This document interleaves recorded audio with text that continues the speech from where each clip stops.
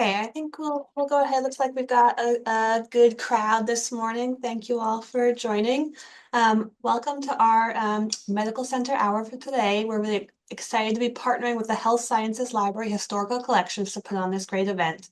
My name is Margaret Hayden. I'm a primary care doctor here at UVA and faculty at the Center for Health Humanities and Ethics, which runs the Medical Center Hour series. And yeah, thank you again to the HSL and Historical Collections for helping to sponsor this event. I'm going to turn it over to Professor Dominique Tobel very shortly to introduce our speaker, but just a couple quick logistical details before we begin. Hopefully you all have seen the circulating slides for those of you who are interested in getting continuing education credit. That information directions have been circulating. The key code for today is 30188. You can use that for up to a week afterward to get credit for attending this lecture. If you have any issues or questions about it, feel free to reach out to Charlene Kaufman and she can help.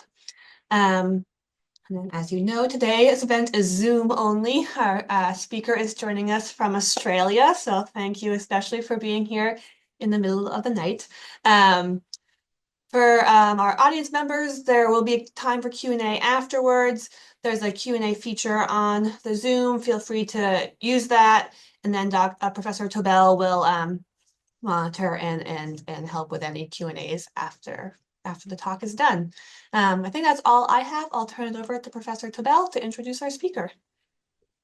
Thank you, Dr. Hayden. Welcome to all of you, and thank you for joining us today for today's Medical Center Hour History of Health Sciences lecture, which is a collaboration with the Buren Center for Nursing Historical Inquiry, as this is also the 2026 Randolph Award lecture. And so before I introduce our speaker, let me first share a little bit about the Randolph Award. The award is named in honor of one of Virginia's eminent nurse leaders, Agnes Dillon Randolph, who in the first decades of the 20th century helped develop nursing into an essential healthcare profession in the state. And since 1994, the Randolph Award is given annually to recognize distinguished contributions by a scholar to the history of nursing. So it is with tremendous pleasure that I introduce the recipient of the 2026 Agnes Dillon Randolph Award and today's speaker, Dr. Kylie Smith. Dr. Smith is joining us from Brisbane, Australia, where, as Dr. Hayden just mentioned, it is 2 a.m.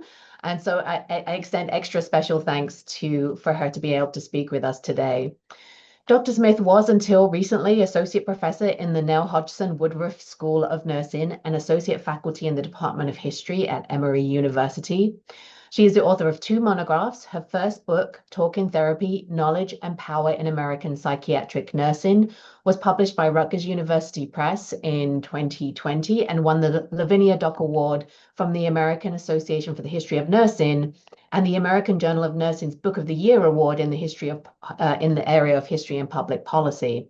Her new book, Jim Crow in the Asylum and Civil Rights in the American South, Jim Crow in the Asylum, Psychiatry and Civil Rights in the American South, was published by the University of North Carolina Press just a couple of months ago in January 2026. And initial research for the book was supported by the National Library of Medicine's G13 grant. And thanks for a grant from the Mellon Foundation's Digital Publishing in the Humanities Program, the book has been released not only in print, but also in free downloadable ebook and an open access digitally enhanced monograph on the Manifold Scholar platform. So basically that means there's no excuse not to get the book. It is absolutely brilliant. And so in between monographs, Dr. Smith has also co-edited with Courtney Thompson the collection Do Less Harm, Ethical Questions for Health Historians.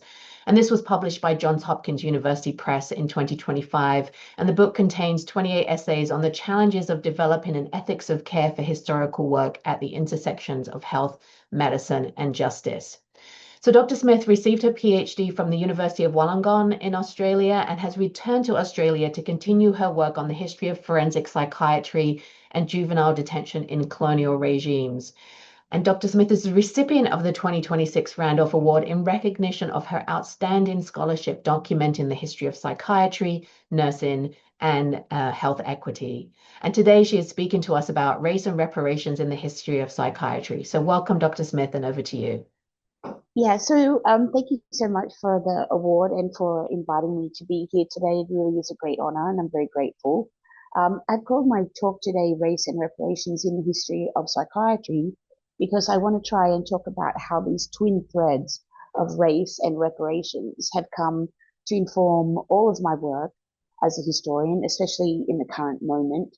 I'm interested in thinking about the history of psychiatry, the doing and the writing of it, through these two lenses, both as explanatory concepts for the past, but also as analytical concepts for how we might imagine or reimagine the future of mental health care.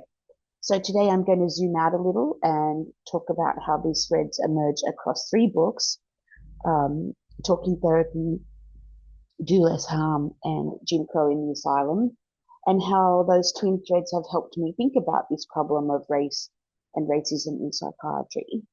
So I'm going to start with some reflection from the research and writing of my first monograph, Talking Therapy, Knowledge and Power in American Psychiatric Nursing, which was published by Rutgers in May of 2020, right at the start of COVID. So you're forgiven if you missed it. And I'd been working on a project about the role of nurses in Australian psychiatry before I got the job at Emory. And when I asked my Australian colleagues, nursing colleagues, what sort of theory informed their work, they all talked about the impact of American nurse Hildegard Peplau. I came to and from the US several times to look at her extensive archives at both Penn and Harvard. And then when I moved to the US, I decided to just focus on American psychiatric nursing. I've been thinking about doing a comparison. But I was really interested then on how nurses like Peplau sought to develop their profession as a distinct knowledge project. And immediately it became clear that they were trying to do so within a highly racialized and, of course, racially segregated mental health system, which impacted both the nature of nursing practice and the ability of patients to access and receive care. I remember one particular moment in Peplau's archives that really profoundly shaped my thinking in that book and then set me on the path to the next one. So the main collection of Peplau's papers are at the Schlesinger Library at Harvard's Radcliffe College, and there are 60-something boxes. She kept everything. In one box were multiple folders related to her work with the Southern Regional Education Board in Atlanta. And I happened to be in Atlanta and had access to their archives as well. The SREB had received funding from the National Institute of Mental Health after World War II to work on improving educational standards in the psych sciences, and Peplau was part of a committee working on nursing education. She traveled to Atlanta multiple times in the 1950s to run workshops with deans of schools of nursing and other interested faculty who wanted to develop specialist psych mental health courses.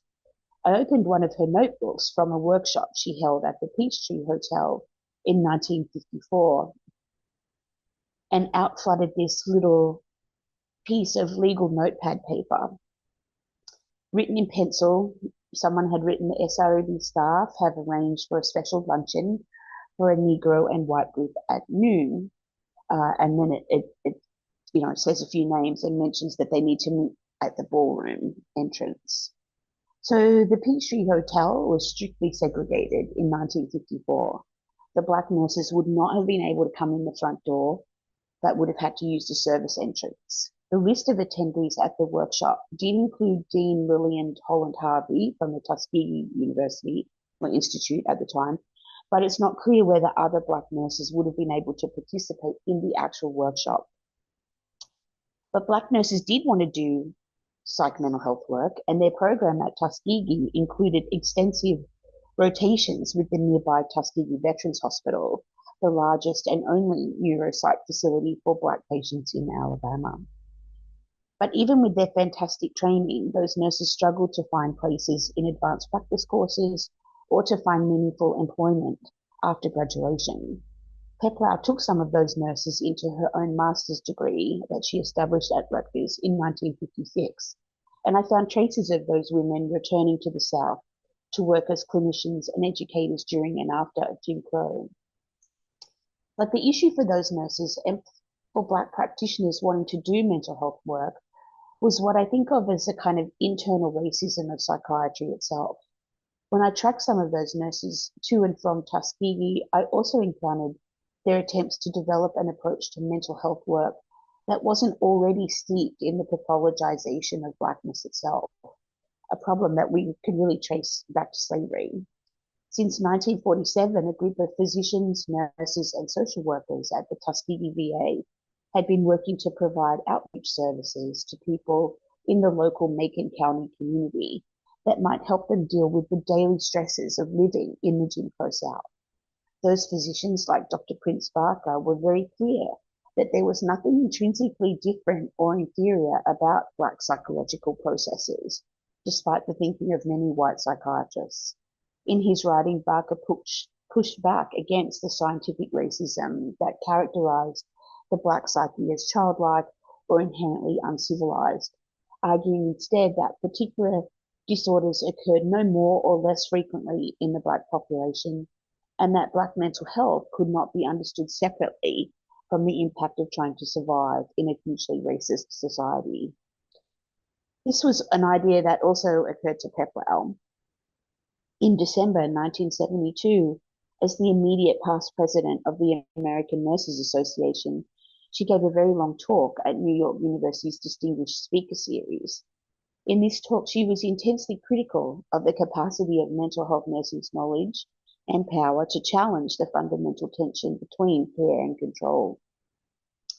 She laid out the history of psychiatry as a continual move toward diagnostic control and a hopeless obsession with cure, and made a scathing critique of the medical model and its one-dimensional approach to human health and illness. She argued that the obsession of psychiatrists and researchers with diagnostic categories caused more problems than they cured. Quote, diagnostic labels for mental illness not only stigmatize and disparage, but also suggest a sick role to be taken, she argued. She also suggested that mental illness was a social problem, in that it was a problem with society itself. Rather than locating the source of problems like alcoholism or juvenile delinquency within the individual as a sick person, she laid the blame with social discourses, arguing that the construction of human behavior as pathological occurred when it was politically expedient to do so. She concluded, but more than anything else, mental health is a relative matter, a judgment made by someone concerning the behavior of others. Nor is this society yet too willing to live side by side with people too different from themselves, people who spend what money they have differently, or talk in a different idiom or language, or eat different kinds of food, or have a different skin color. These same social problems of contrast and intolerance of difference are acted out in communities and families, and in this process, some people get labeled mentally ill. These are the signalers of problems within our social system.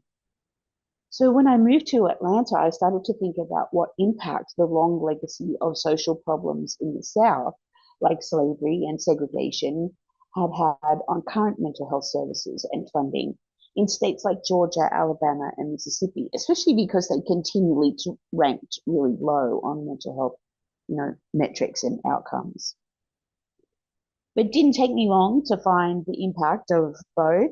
It's one thing to think, to have a hunch about something. It's another thing to prove it.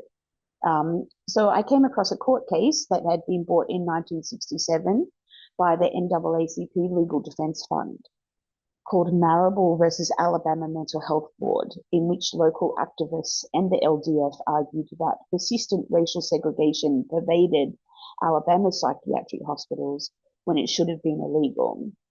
That case generated these thousands of pages of archival records for me to read, and encountering them made me stop and take a breath, not simply because they were vast, which, they were, but also because encountering them, the contents were horrifying, really. So if Pepper's papers had led me to consider the impact of segregation for Black clinicians, it was this court case that led me to try and unpack the impact of that segregation on patients themselves.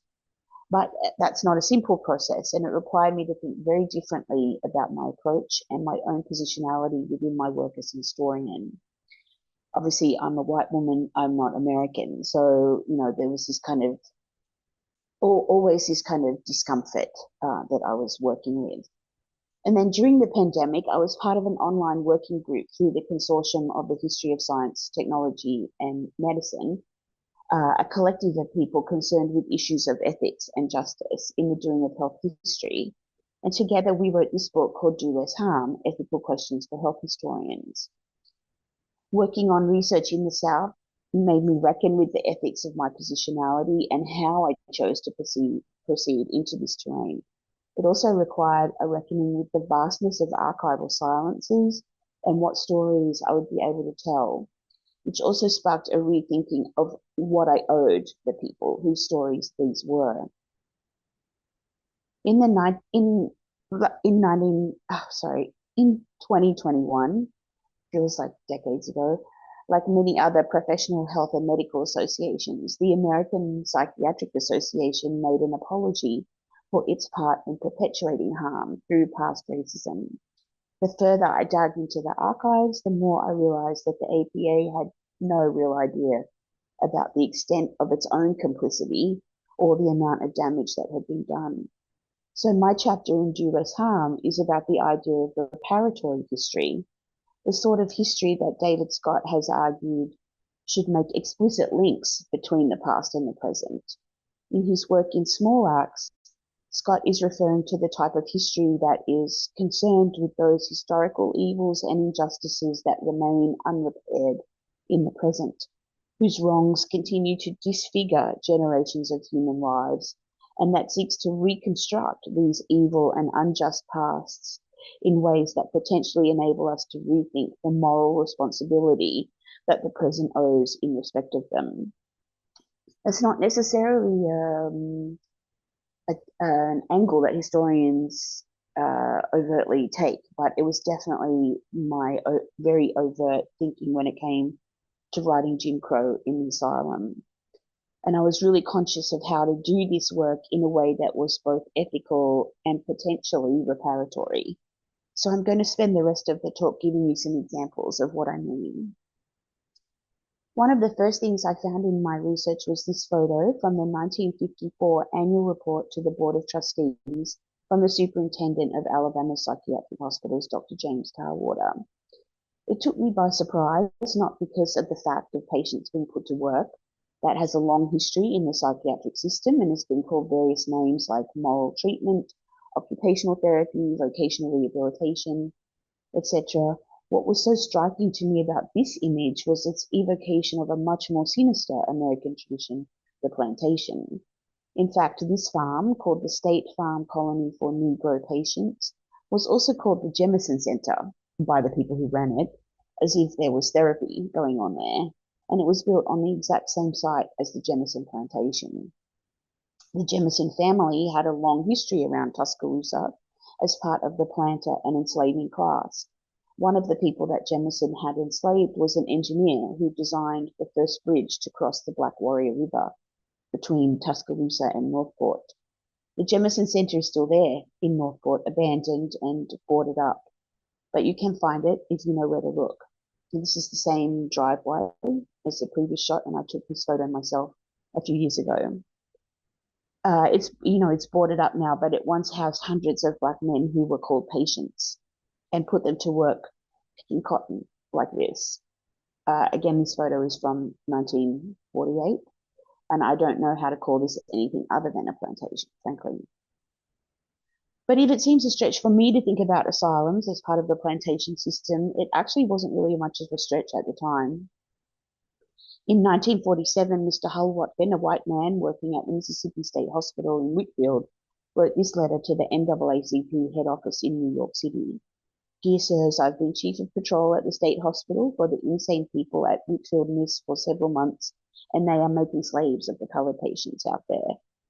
They work them from before day to after dark. One of the big shots by the name of Stagg shot one of the patient's eyes out, and the day superintendent by the name of Smith carried a gun all the time.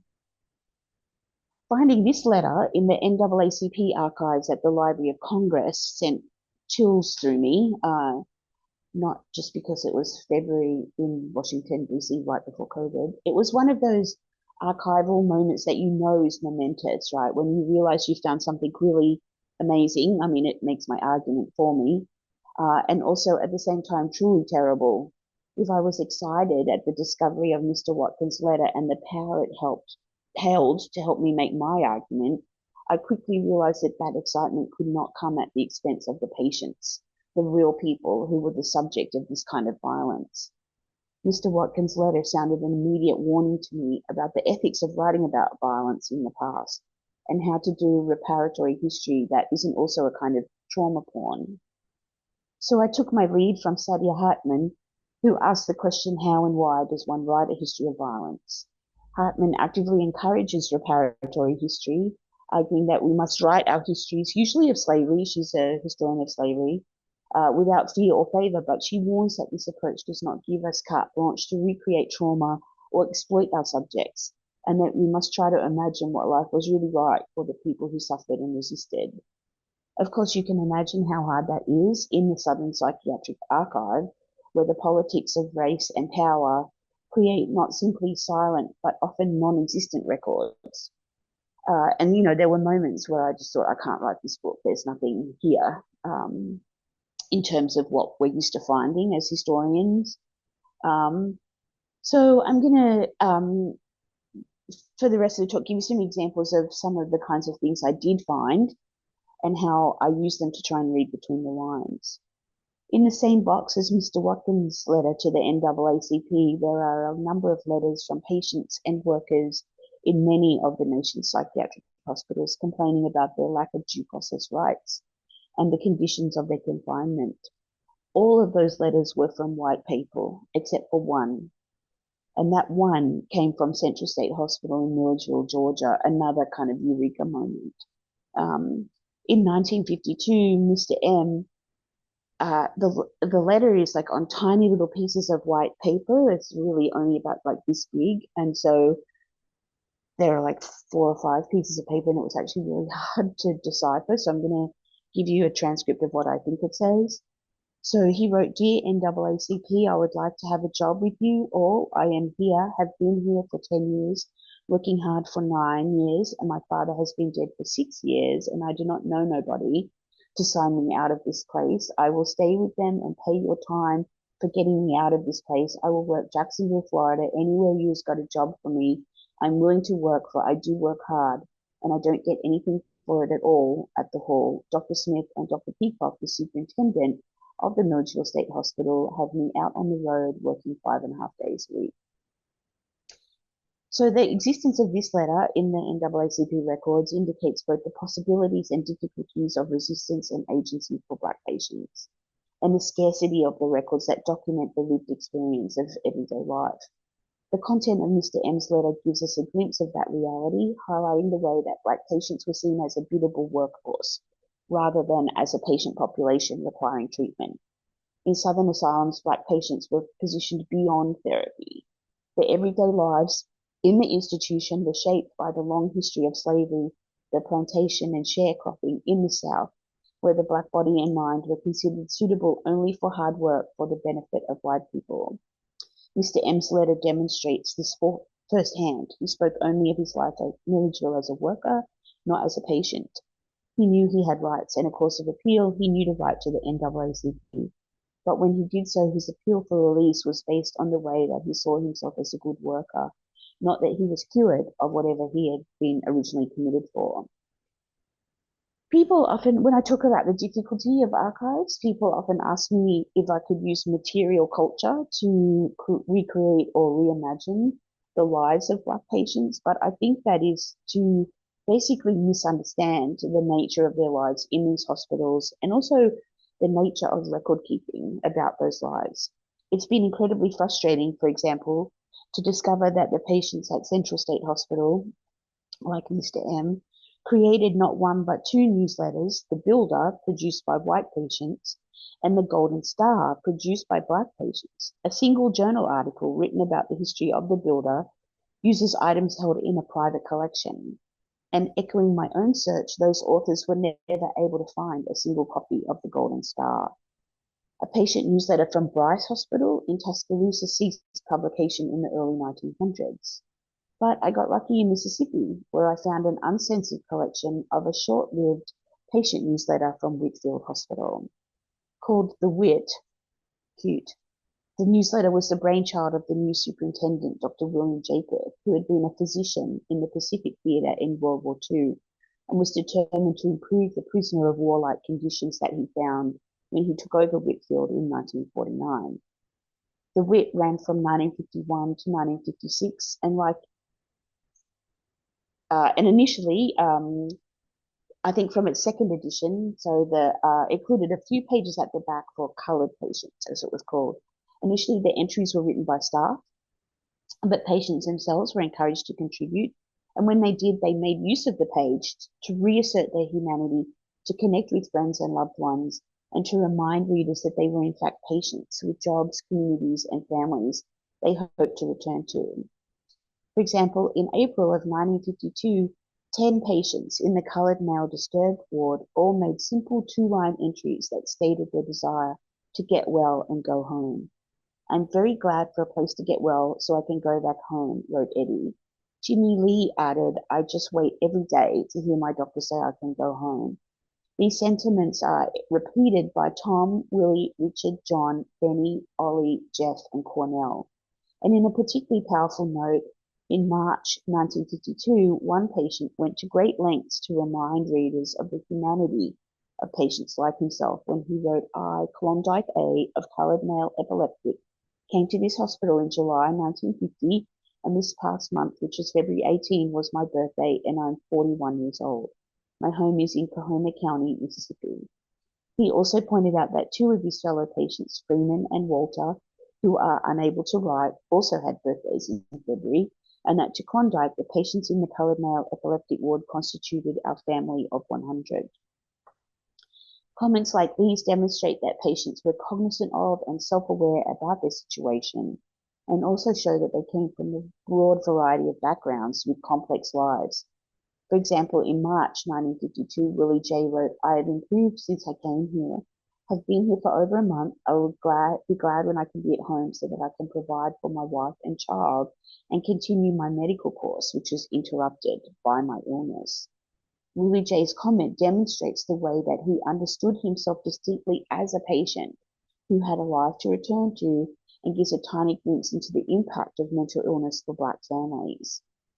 Repeated postings across multiple volumes of the writ show the way that patients like these referred to themselves as sick, well, or improving, and demonstrate a clear expectation that they should be treated like patients, that they were there to recover, and that they expected to be able to go home.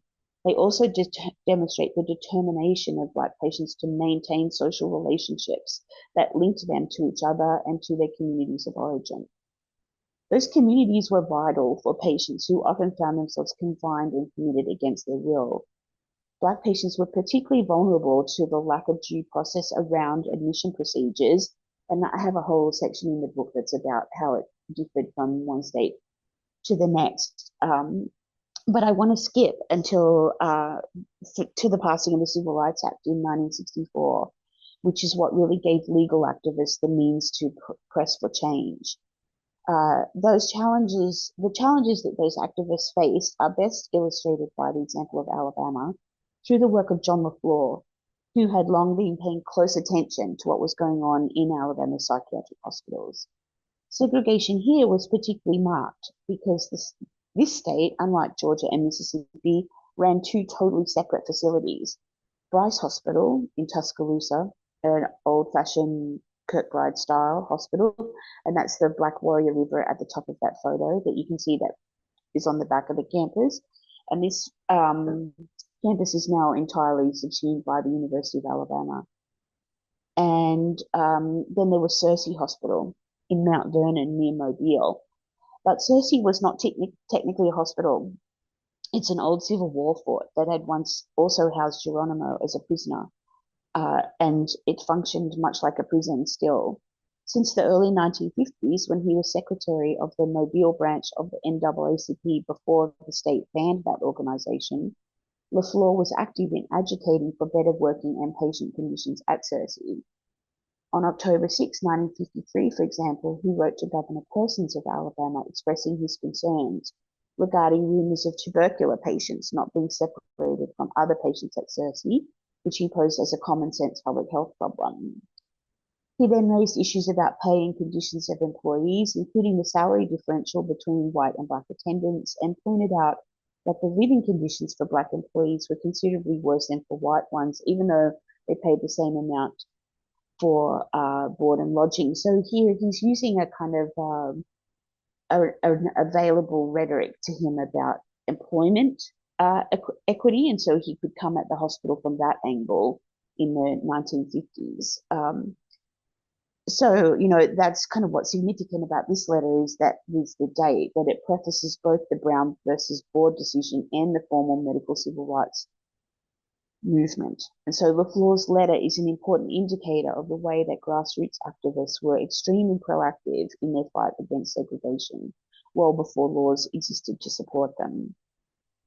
LaFleur's letter was ignored by Governor Persons. Of course, I didn't find a reply to it in the governor's papers or in LaFleur's own papers. But he didn't give up. From 1965, as part of his work as the chair of the Citizens Committee of the Non-Partisan Voters League, LaFleur again took up the cause of the workers and patients at Searcy Hospital.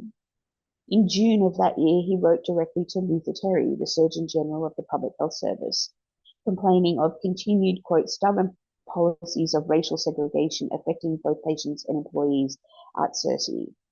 LaFleur pointed out that not only were the hospitals racially segregated, but that abhorrent practices were in place, such as, quote, patients from the Searcy Hospital are alleged to be compelled to go to Tuscaloosa by bus to work on a farm operated by the White Hospital. That farm is the Jamison Center. So Black patients were admitted to Searcy Hospital only, which is 170 miles south of Tuscaloosa, and then the fit male ones were diverted and literally put on a bus and sent up to Northport. So they didn't even go to Bryce Hospital. They just went straight to the farm. And on that farm, the picture of the cotton picking, they lived in a kind of a shed, really. Was really kind of nasty. But conditions for patients who remained at Searcy Hospital were not much better. So LaFleur began to collect testimony from local families, including this affidavit from Mrs. Brown. Mrs. Brown wrote that her son, Joe Nathan Jr., who had been in Searcy briefly, had been beaten by two white hospital employees named Johnson and Newton. My son took his father and me to one of the toilets and showed us welts and blisters on his left buttock, which he said resulted from the two white men beating him up with a cut-off water hose. He explained that one of the men held him while the other one beat him after locking him up.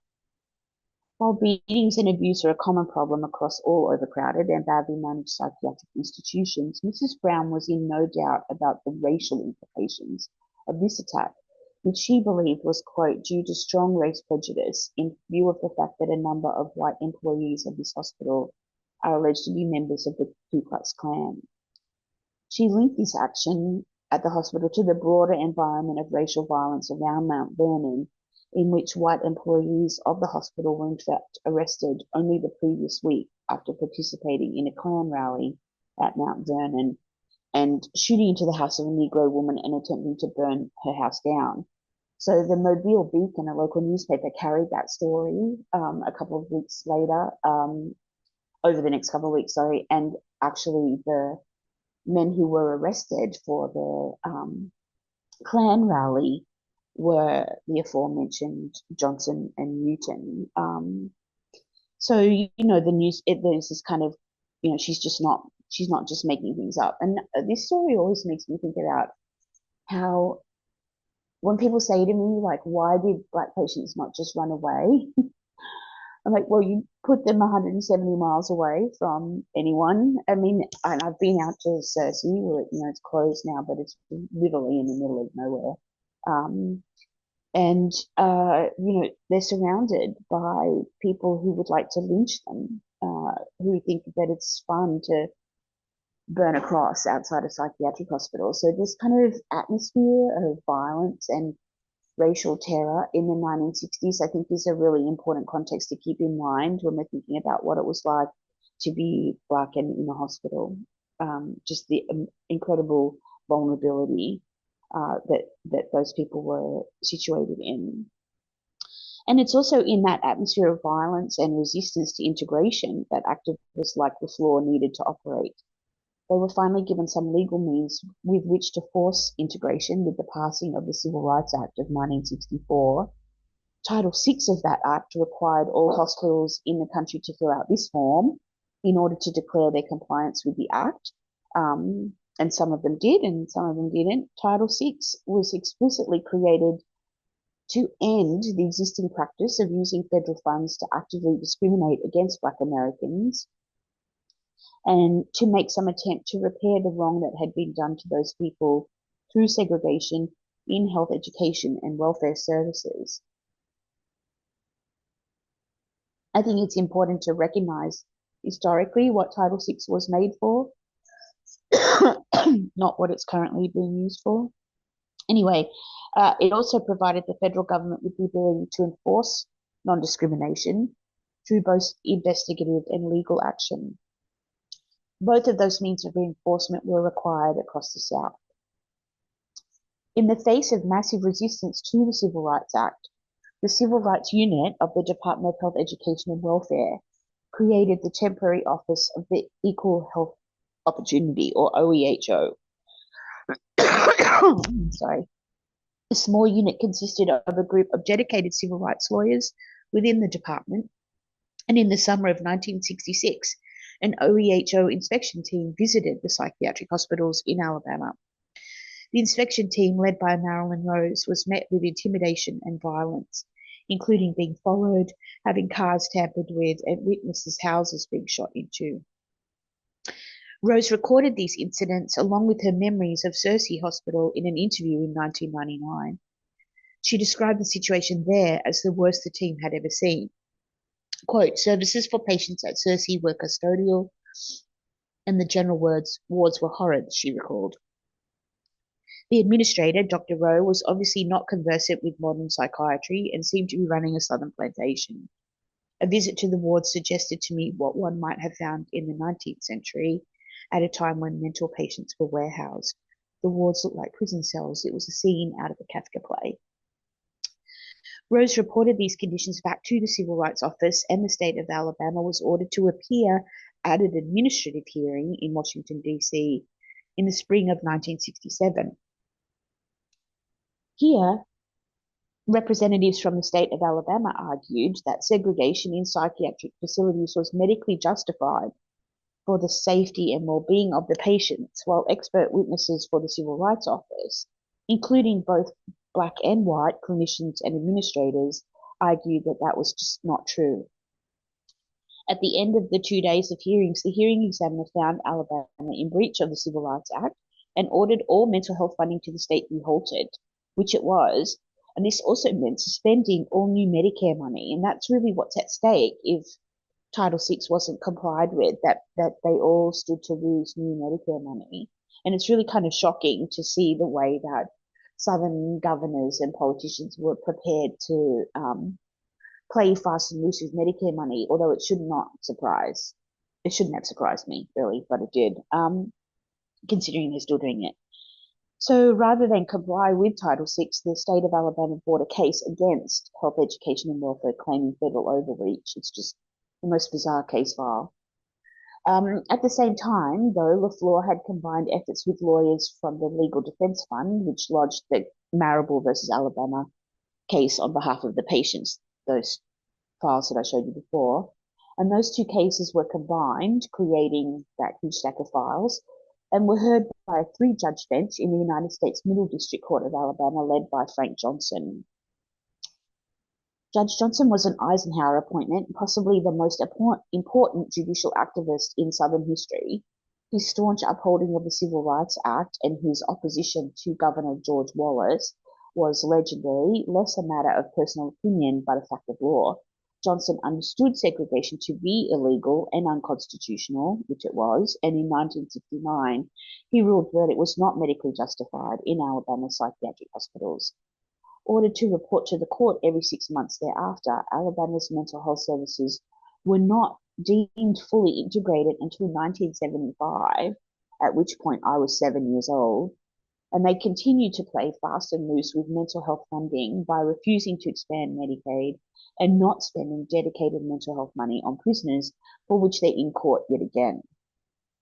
So I want to finish today with one final story about how this type of populist segregationist politics impacted the everyday life of Black folks actively seeking mental health care.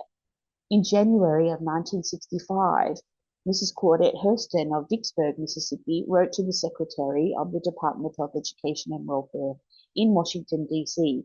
So this is just a scan of the first page of her letter, but I'm going to read it in full, and I have the permission of her family to tell you this story. Dear Sir, I've written the President also. I have a desperate problem. I don't have any alternative. I have a violent, mentally ill 11-year-old son. For 5 years, I've gone through every step in the state to get help. They haven't given me anything but the runaround, I'm afraid. I can't handle my son Thomas anymore. He's a danger to himself, my smaller children, and everyone else around as well. He disturbs the whole neighborhood. 5 years I've been begging and going through everything to get help from this state. 5 months ago, I found out the hospital I applied to, Ellisville State Hospital, has taken out all the Negro children, and there's not any place for Negro children here. A judge here made out a court order for him to go to Whitfield State Hospital for adults. It's been 5 months he was in jail and he can't take care of himself, and I had to go get him. He fell on the heater and burnt his arm terribly during a nervous fit. He throws anything he gets his hands on at the other children and myself. Sir, I can't keep him here anymore and he can't stay in jail. I had to let him go back because he would die from lack of attention. Please help if you can, sir. It's a matter of life and death now. I waited until he got too large and sick, thinking the state would help me. Please let me hear from you right away. Thank you so much, Mrs. Claudette Hurston. On February 5, 1965, Senator John Stennis of Mississippi received this copy of Mrs. Hurston's letter, forwarded from Alan Menifee, who was Assistant Chief of the Mental Retardation Branch within the Federal Department of Health, Education and Welfare. Menifee replied to Mrs. Hurston, expressing his concern and dismay, and CC'd Senators Stennis, Eastland, and all of Mississippi's representatives. Like the CC list is like a page. And I found this letter in Stennis' papers at the Congressional and Political Papers Collection at Mississippi State University in Starkville. It's in a file called Public Health Service 1965, which is kind of a misleading title. This whole part of the whole, like trying to find stuff, is how it was labeled. And the rest of the file is mostly correspondence from white people worrying about how their new Medicare entitlements would be affected by the requirement for hospitals to be racially integrated. It's kind of, again, I don't know why I was shocked how many letters I read from white folks saying I would rather not take medical money than be in a hospital with a Black person. And Stennis answered each of those letters, agreeing with their outrage at being forced to submit to integration and thanking them for their support. On the side of Stennis's copy of Mrs. Hurston's letter, however, written in red pencil, are the words "no reply." As historians, we tend to think that everything we find in the archives is fair game, but I've been rethinking my position on that lately, especially when I was writing this book. I sat on Mrs. Hurston's letter for a long time, not really sure how best to use it. But I mentioned that I used it with the permission of her family. So as I was finishing the manuscript, I was in this workshop for people who were thinking about publishing their books open access. And I was thinking about the implications of using this letter open access. And one of my workshop colleagues said, well, why don't you try and get permission? Which, again, I had permission from the archive. So, that's how historians work. If it's in the archive, you can use it. And you don't usually go beyond that. And I had this kind of feeling that Googling her maybe was a breach of her privacy, as if posting, using the letter wasn't somehow. Anyway, so I did Google her and I found her obituary. She'd passed away in 2018, sadly. Her service was held at the Refuge Temple in Jackson, Mississippi. I wrote to the pastor of the church to see if any of her family members were alive. And within an hour, I received a polite email and the contact number for her oldest living son, Ronald, who wanted me to call him. So he was Thomas's younger brother. Long story short, I did, and he told me the full story of his brother Thomas's illness and the relentless advocacy of his mother, who was determined to get him the help he needed. And you could read the whole story. It's the prologue of the book. Thomas was eventually admitted to Ellisville State School when it was integrated in 1969, but Mrs. Hurston didn't like it there, and she worked to have him move to one of the new group homes that opened in the 1970s. At Brookhaven, Thomas was able to get the care he needed and was able to come home and spend periods of time with his family. Thomas lived at Brookhaven in Jackson until he developed blood clots after minor surgery, and then he died at King's Daughters Hospital in Jackson in 2015. Thomas is buried with his mother in Jackson, Mississippi. So I just want to take a moment to acknowledge the trauma and frustration that Mrs. Hurston must have felt trying to get help for her son as a child. And I want to thank the Hurston family for sharing their story with me and allowing me to share it with you here today. They are really fantastic people and just wonderful, wonderful people. And I just loved meeting them so much. And there's a bit of a story I can tell you about that if you're interested. But they have read the prologue to the book and they let me print it as I wrote it.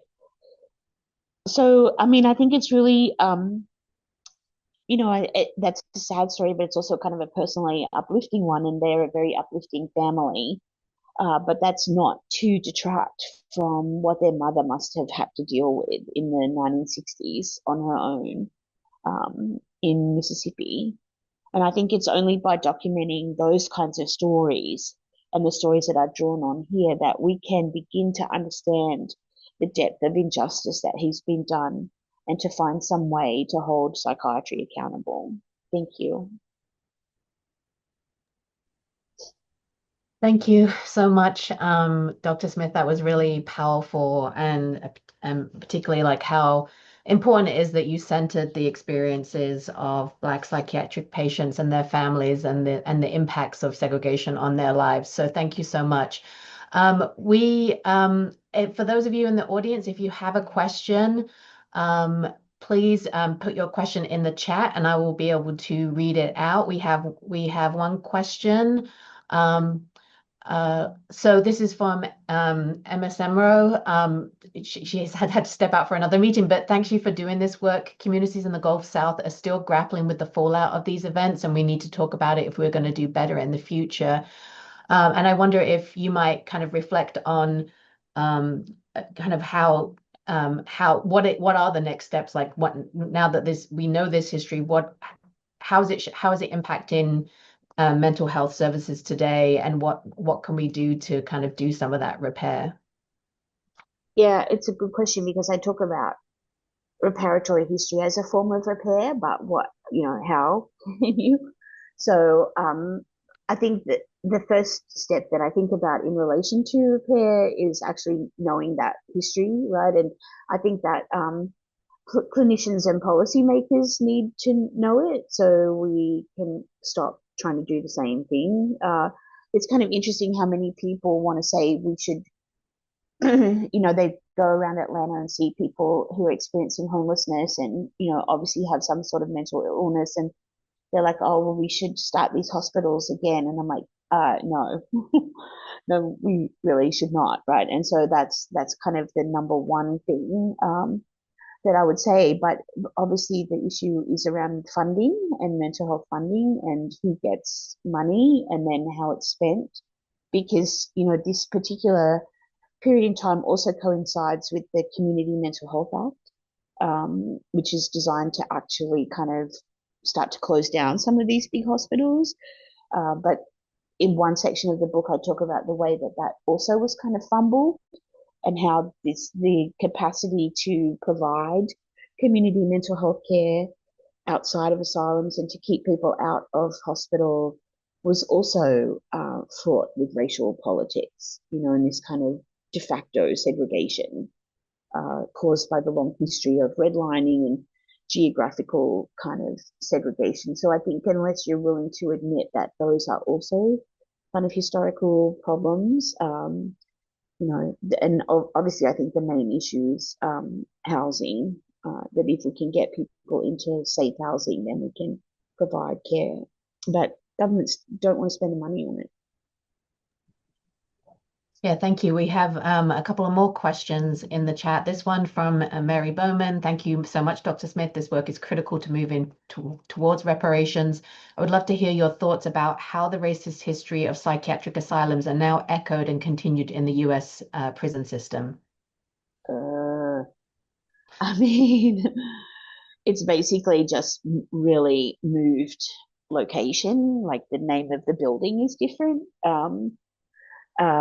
It's really kind of, it's just, so I can start probably with the good story or what passes for good story, which is Georgia. So they were so keen for Medicare money that they were willing to integrate pretty quickly, and they did that.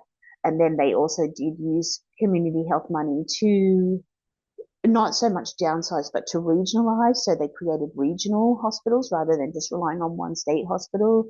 But as they closed those hospitals down, they actually physically handed over terrain to the Department of Corrections. So there is this kind of immediate slippage between like it went plantation, asylum, prison, right? There's this kind of like direct line in those geographical locations.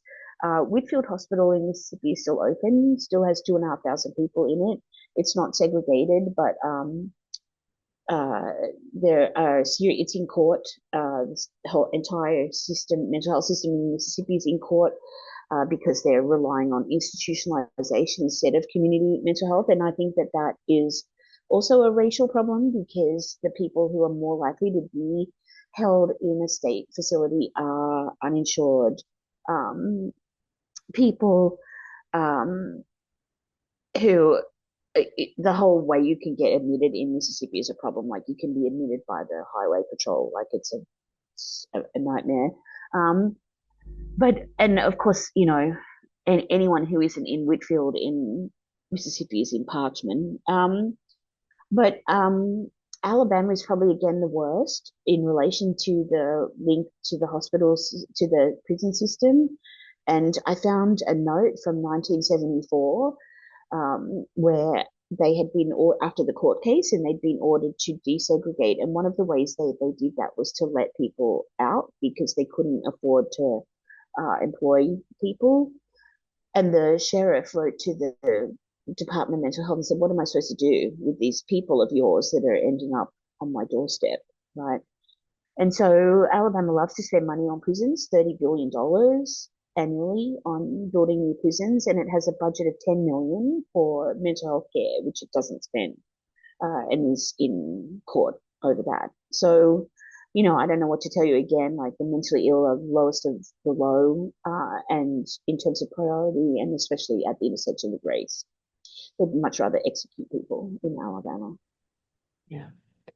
Thank you. We have another question. This is from Alison Quigley. Did you come across any evidence of experimental treatment plans or withholding treatment from Black psychiatric patients similar to the Tuskegee syphilis study?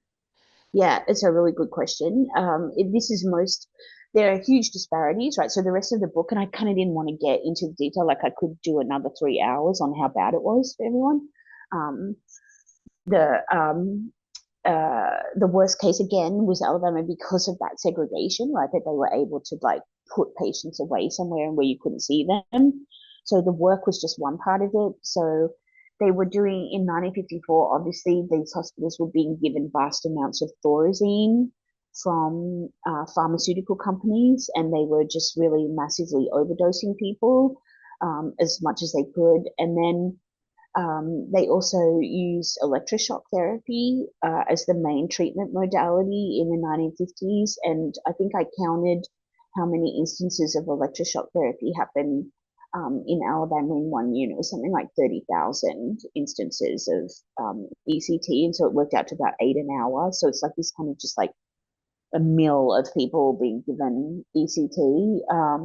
And for everything, right? Like, so it's just being used as a kind of a behavioral control and administered by nurses often with no kind of aftercare or sedation. And then they're always vulnerable to experimentation and bad practices. So, you know, There's evidence of lobotomy still happening in Mississippi into the 1960s. Of course, there's like sterilization going on in all of the hospitals. Of course, they don't actually record that for the historian to write about it. You have to really go digging to find it. But it's happening. And then they also, interestingly, they experimented with psychedelics in Alabama in the 1970s, but by then it was kind of integrated. So everyone had fun then with the LSD. So, yeah, there is that kind of experimentation, but also just withholding, I think, is the key. Like, that's a really key point. Like I said, that the Black patient was really positioned beyond therapy. And so there were all of these hospitals were in receipt of federal, like National Institute of Mental Health funding for, say, like psychodynamic therapy or group therapy with schizophrenic patients, and none of the Black patients were enrolled in any of those kinds of therapeutic kind of trials. So there is this also kind of withholding. Thank you. We have a couple of comments just like praising you for your excellent work and how much people are learning from what you have to say. We've got time for one final question if anyone has one. Otherwise, Dr. Hayden, do you have to? Okay, well, let me just thank you for such a fantastic presentation, Dr. Smith. We've learned so much, and it's a really important lesson for all of us, particularly those of us who do history, to center the importance of reparations within the kinds of work that we're doing, and to center the ethics of the work that we're doing. So thank you so much. Dr. Hayden, over to you. Yeah, I will echo all that. And as someone who is, primarily a clinician, I think also so vital for all of us to understand this history when we're going out and trying to do good and help people. You have to sort of know this history. It's fundamental. So thank you so much. Thank you all for coming. Our next medical center hour is in 2 weeks on March 25th. We'll be hosting 2 UVA faculty, Lois Shepard and Margaret Mormon, to discuss a new book they have coming out this year, Welcome: Patterns of Moral Life. So hopefully see you all there. Thanks so much.